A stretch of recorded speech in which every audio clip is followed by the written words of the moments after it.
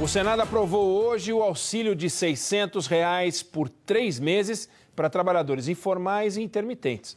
O projeto agora vai para a sanção presidencial e o governo já prepara as formas de pagamento.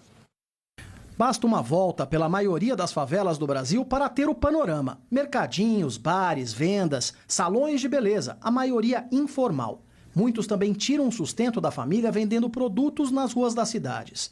O poder de compra dos 14 milhões de moradores dessas comunidades chega a quase 120 bilhões de reais por ano. Mais do que Paraguai, Uruguai e Bolívia, por exemplo. Mas com o comércio fechado e sem ter clientes nas calçadas, não há renda. O governo aposta no auxílio de R$ 600 por 3 meses para diminuir o impacto na rotina da população. E vai pedir ajuda a líderes comunitários para que trabalhadores informais e desempregados entrem no cadastro único do Ministério da Cidadania. É a maneira mais rápida para que todos recebam o dinheiro. Parte dos informais já estão no cadastro único. Então você consegue atingir. Uma parte não é nem sequer cadastrada. Então a gente tem que incentivar, mas de fato isso é um desafio, é uma operação de guerra. O valor será pago a maiores de 18 anos que não recebem benefícios previdenciários ou assistenciais, como Bolsa Família. A expectativa é de que quase 25 milhões de pessoas recebam. A Câmara ampliou o repasse, que pode chegar a R$ 1.200 por mês para mulheres chefes de família. Hoje o Senado aprovou a proposta, que segue para a sanção do presidente Jair Bolsonaro. O impacto fiscal para a União será de cerca de 45 bilhões de reais. Os parlamentares incluíram como beneficiários dos R$ 600 trabalhadores com contrato intermitente, que não estão atuando agora. E querem estender em outra proposta o auxílio também a motoristas de aplicativo, taxistas, pescadores sazonais e indígenas. Toda a estrutura do governo será usada para fazer os pagamentos, o que inclui agências do INSS e bancos públicos. A Caixa Econômica Federal, por exemplo, já está com o esquema pronto. A tendência é que os repasses sejam feitos em lotes para evitar aglomerações, mas ao mesmo tempo em um cronograma de no máximo um mês. O pagamento será pelos bancos federais, Banco do Brasil, Caixa, Basa e BNB. Estamos trabalhando com as melhores redes, que é Caixa, Lotéricas, Banco do Brasil, Correio. O público que é microempreendedor individual, que é MEI.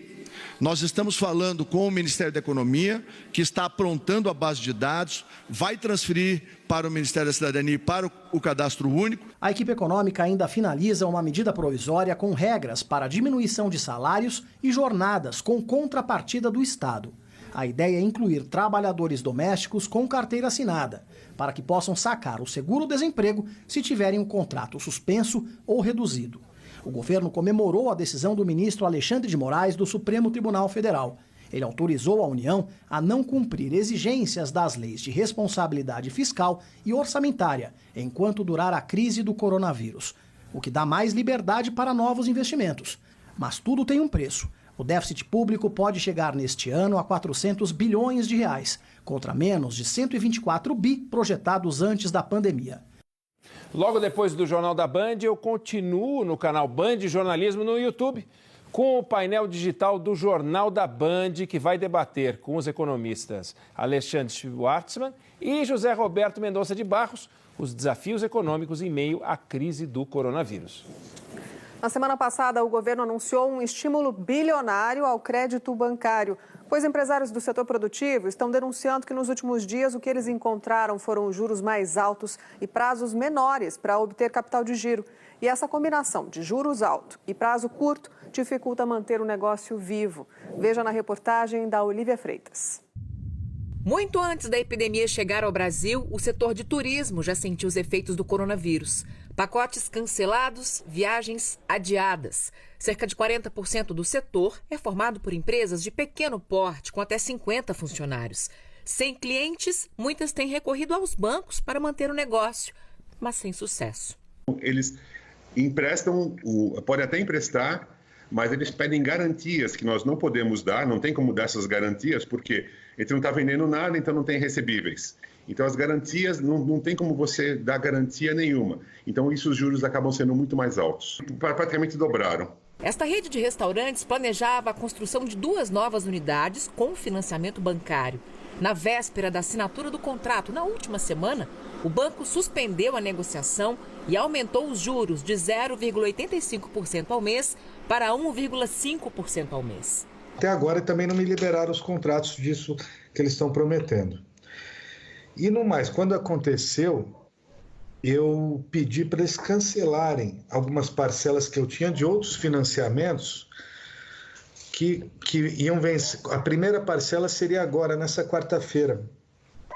Mas o banco executou, tirou da minha conta 2 parcelas, né? Linhas de crédito como as que antecipam o pagamento de valores que seriam recebidos no futuro, além de empréstimos, têm sido reajustados nas últimas semanas por parte dos bancos, segundo os empresários.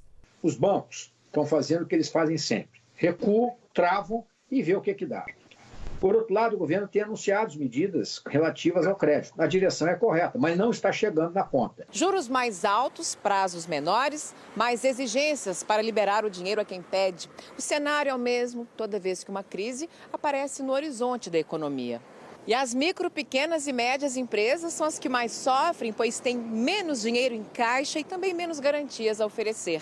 Para muitas delas, conseguir acesso aos bancos, ao crédito em um momento como este, é fundamental para arcar com despesas essenciais, como aluguel e pagamento de funcionários. No último dia 16 de março, a Febraban, federação que representa o setor, anunciou o compromisso dos 5 maiores bancos do país em prorrogar as dívidas das micro e pequenas empresas por um prazo de 60 dias. Para isso, elas precisariam estar com o pagamento das prestações em dia. Na prática, muitas empresas relatam que não conseguiram acesso ao que foi anunciado. Tem que facilitar isso, né? Facilitar esse acesso. Os bancos têm que aparecer, ver se isso é realidade ou não. Afinal, interessa a todos que as atividades econômicas em geral, das pequenas, das grandes empresas, sobrevivam.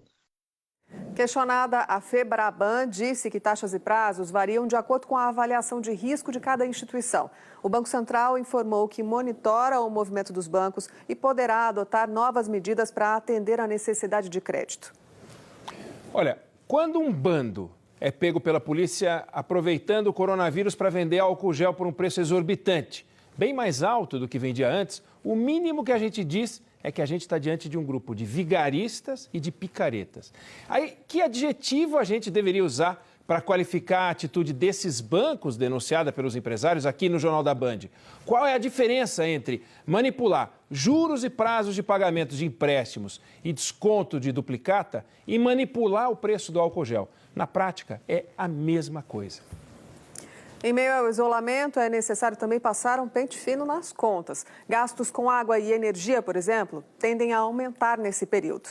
Enquanto protege a saúde física sem sair de casa, Amanda fica de olho também na saúde financeira da família. Por isso, a palavra do momento é reavaliar. Serviços de streaming, a gente tinha 3 ativos aqui, a gente olhou e falou, não, a gente não assiste os 3, vamos escolher um só. Esse planejador financeiro explica que a análise atenta de todas as contas pessoais é o primeiro passo para replanejar os gastos. É fazer um pente fino em todos os itens e deixar o que é essencial. Trocar de fornecedor, renegociar com os fornecedores, mesmo aluguel, às vezes, vale a pena renegociar. Se você tem dívida, renegociar as dívidas, tentar fazer as compras em lugares mais baratos. Se por um lado as pessoas acabam gastando menos com transporte e restaurantes, por outro devem ficar atentas a possíveis aumentos nas contas de energia, água, gás e supermercado. A Laila tem buscado consumir de forma consciente e renegociar tudo que pode para não se enrolar com as contas. Eu negociei com empresa de telefonia, negociei com empresa de internet, negociei o aluguel do meu apartamento, adiei um monte de plano pessoal que eu tinha. Só que a gente sabe que mesmo cortando bastante, o rendimento nessa fase pode não ser suficiente. E aí o Walter estava aqui me lembrando a respeito de uma alternativa que pode ajudar a incrementar um pouco a renda, que é vender aqueles itens que a gente tem parado em casa nos sites de compra e venda, não é isso? Isso mesmo. Muitas vezes a gente tem ali encostado um videogame, por exemplo, ou roupas que a gente não usa mais, e do outro lado pode ter uma família querendo exatamente esses itens sem o dinheiro para comprar novo. Um bom planejamento financeiro em momentos difíceis pode trazer frutos ainda maiores quando as coisas melhorarem, algo que a Amanda já começou a notar na prática. Dá para tirar vários aprendizados em cima disso e conseguir organizar melhor o que a gente realmente precisa pagar no mês a mês. Voltamos a Orlando, onde a repórter Eleonora Pascoal tem mais informações do combate ao coronavírus nos Estados Unidos. Eleonora, Que tipo de medida os americanos estão tomando para impedir a circulação das pessoas? Praticamente todas as capitais estão com o comércio fechado. Em São Francisco, empresas começaram a colocar tapumes nas portas e vitrines, com o objetivo de evitar saques, já que as empresas de segurança reduziram drasticamente o número de pessoas trabalhando. O mesmo aconteceu com as empresas de limpeza da cidade. O sindicato proibiu a categoria de trabalhar. Sem falar que os produtos de limpeza estão acabando e as indústrias estão atendendo apenas à demanda do governo. Uma outra informação importante: o navio Zandan, com cerca de 2.000 pessoas a bordo, está parado no porto do Panamá, em águas internacionais, e tenta vir atracar aqui na Flórida, mas o governador não pretende autorizar a embarcação, que saiu dia 7 da Argentina e deveria ter ido para o Chile. 4 pessoas morreram a bordo e outras 138 estão com sintomas da Covid-19. Os passageiros não saem de suas cabines há cerca de 15 dias e o navio não consegue permissão para atracar em nenhum porto. A seguir, cientistas garantem os alimentos são seguros e não transmitem coronavírus.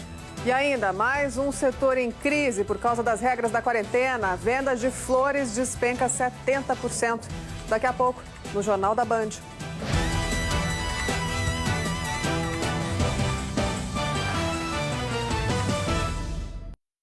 Este policial